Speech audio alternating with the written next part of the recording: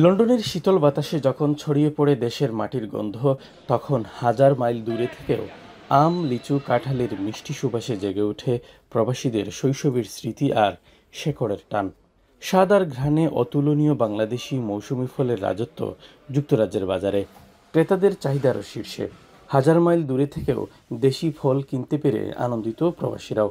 বাংলাদেশি আম, Amrapali 6 pound. সবর দেখার দিকে 2 বক্স লইলাম। ইনশাল্লাহ বাংলাদেশি আম যেহেতু ভালো হইব আর খাইয়াও স্বাদ পাইব।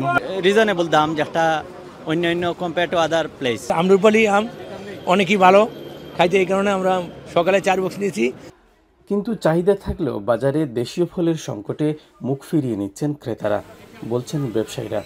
বিশেষ করে নানা দেশি আম সুলভ হলেও বাংলাদেশি আম অপর্যাপ্ত। সব বছরই থাকে অনেক চাহিদা, কিন্তু আমরা তো সিজন আসলে বিক্রি করতে পারি না।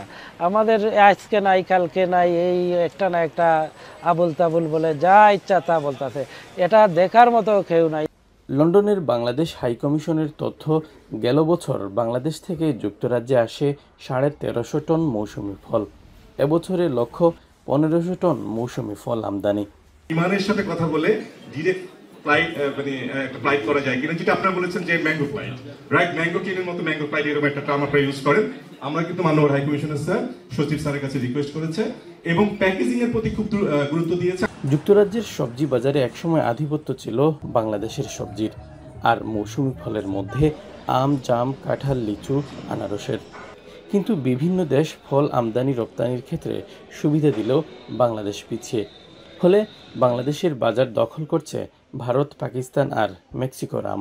পাকিস্তান কি করে, তারা ম্যাঙ্গো আসার সাথে সাথে সাবসিডি দেয়। সাবসিডিটা কি দেয়? ফ্রি চার্জ কমিয়ে দেয় এবং যারা ইম্পোর্ট করে তাদেরকে ইনসেন্টিভ দেয়। কিন্তু বাংলাদেশে এই ধরনের ব্যবসা বাড়ানোর জন্য বাংলাদেশ থেকে এই দেশের হাই কমিশন অথবা অন্যান্য যাই বলেন, ওরা কিন্তু এই ধরনের কাজ করে নাই। ওরা শুধু সময় আসলেই ওরা চিন্তা করে এই ম্যাঙ্গো আসছে, ওরা একটা স্ট্যাটিস্টিক দিল, এই আসবে, আসার যে সহযোগিতা করা, আসার জন্য যেগুলা আপনার এই ব্যবস্থা নেওয়া, ওগুলা কিন্তু ওনারা নেয় নাই। সরকার উদ্যোগী হলে শুধু প্রবাসী নয়, উপকৃত হবেন বাংলাদেশের কৃষকরাও। পণ্য রপ্তানি বাড়ার সঙ্গে সঙ্গে দেশের অর্থনীতিতেও যোগ হবে নতুন সম্ভাবনার মাত্রা। শরীফুল ইসলাম চৌধুরী, এখন, লন্ডন।